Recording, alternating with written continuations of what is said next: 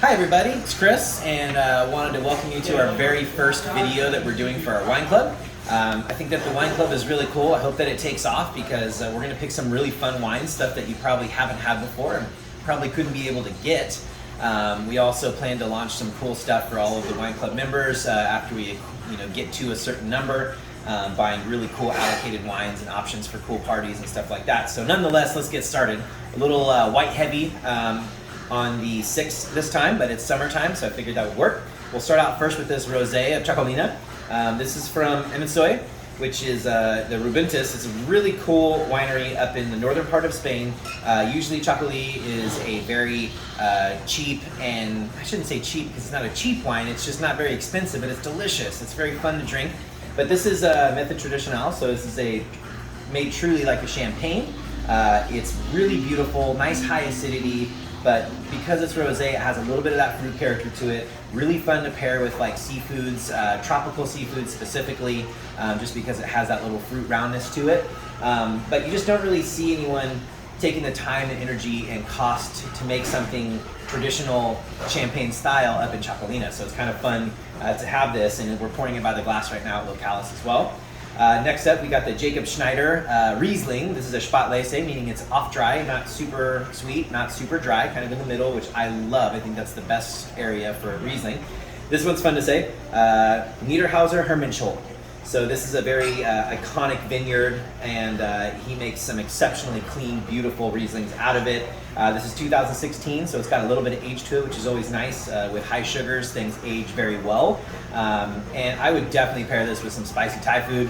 You'll hear me say that all the time whenever there's an off-dry Riesling on the wine club or on the menu, is that it's a perfect pairing for some spicy Thai food. So definitely hit up that with this one. Next up, we have Anjou Blanc, Tiobar Borignon. This is a very famous producer in the Loire Valley. This is his Anjou Blanc, meaning that all of the fruit comes from Anjou area in Loire. He makes some single vineyard expressions that are extremely expensive and very hard to get, but the Anjou Blanc is a little easier to get for us here. We have it by the glass as well. Really wanted to highlight a crisp, clean, beautiful Chenin Blanc from the area where it's grown naturally. This is the place. This is the place to go if you want to drink Chenin Blanc. This one is very crisp, very clear. It's got a wonderful amount of florality to it. Definitely see this paired with light chicken dishes. Maybe you can even throw some mushrooms in there. It does have that old world kind of richness to the palate, where you get more of the forest floor and the mushroomy kind of qualities versus high fruit content like you would from a Chenin Blanc from New World. So yeah, definitely a light chicken dish, a fish dish with a little more richness to it, I think is fantastic. You could also pair this with very light fare and have it work out really well, but really fun wine. Once again, know the name, Tiobar Borignon. I think you'll find these more often on our wine club as we go. Next up is Domaine Olivier. This is really beautiful Crozes Hermitage Blanc, so white wine from an area that usually grows mostly red wine. This has got some good age to it, 2017, obviously not old, but definitely enough time to really start tasting in on those secondary flavors. And this is a fun area, so if you don't know the story of the Hill of Hermitage, during the Roman occupation, this singular warrior battled against them and won multiple times to save the village. They built him a little house on top of this hill and named the Hill Hermitage after him. So an iconic area in the Rhone Valley for Syrahs for sure, but this Viognier blend is fantastic. It's got serious richness to it, whereas this one I said light chicken. This one you could go heavy chicken. You could even go meats with this. I have in the past. Some people will say no, that's not possible. I don't think that it's not possible. These are known to be rich wines. They don't have huge high acid profiles, so you don't want like braised meats, but like a nice pork chop with a good rich sauce or a good chicken dish. You can even get into a lighter duck dish with this. I think would be really fun. But this is a different style of white wine you probably haven't had. It's not your typical easy drinking white, I would say. This is something that you want to have with food.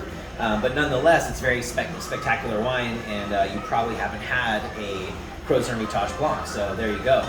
Next up, we get one of our reds. This is by one of my favorite producers, Ian Brand, who is just a great guy all around, fantastic winemaker. This is the La Maria label. This is a 2013 Old Vine Grenache. So really rich, beautiful red fruit. He makes wines that are very, very tailored to the space, tailored to the grape. He really keeps them what they are. He's a natural style of winemaker as far as like whatever that area is, whatever that grape is growing under, that's what that wine is going to taste like. We've had this on the menu before, on a food pairing menu, and it's just, it sings with like chorizo, like red meats with a little bit of spice to them, really pair nicely with this. You could even go like with a jerk style dish and get away with it. We're pouring something that's similar to this for the jerk pairing right now. But I love Ian Brand. Get to know his name. He was winemaker of the year, I think 3 years ago, SF Chronicle. He's got a couple different brands that he makes wine for, and he's just an all-around great guy. We love supporting him, and hopefully you love this Grenache.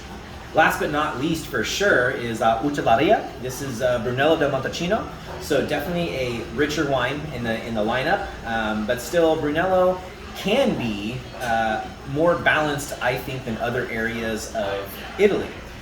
Whereas high tannins, high acid, high alcohol in the warmer areas. Brunello to me is a little bit more rounded, a little bit more well balanced, if you will, in my humble opinion. But this is 2014, which was a good year anyways for Brunello, and this is enough time for it to really get melded together. It's really come together now. We had some of this last year. I opened up a bottle for this year, and it's just absolutely singing. And this is the braised meat dish, like a beautiful pork shank, risotto Milanese, even though, risotto Milanese, northern Italy, this is more from the middle of Italy, but nonetheless, those saffron, those earthy, rich notes, some braised meats, all really, really good with Brunello di Montalcino.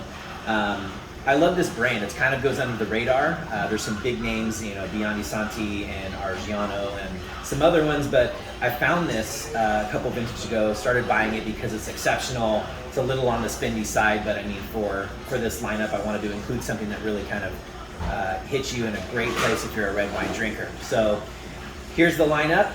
Can't wait to talk to you guys about it. If you have questions, you can email me at chris@localesacramento.com. You can also reach out through the website. This is going to be hopefully a really fun thing that we do every month. And let us know what you think. Let us know what the experience was like. Let us know what the wines are like. Let us know if you want an idea for a specific dish, or if you have something and you're like, what would go well with this? We're here. We're wanting to help, and we're having fun with wine. So hopefully you guys have fun as well. Have a good night.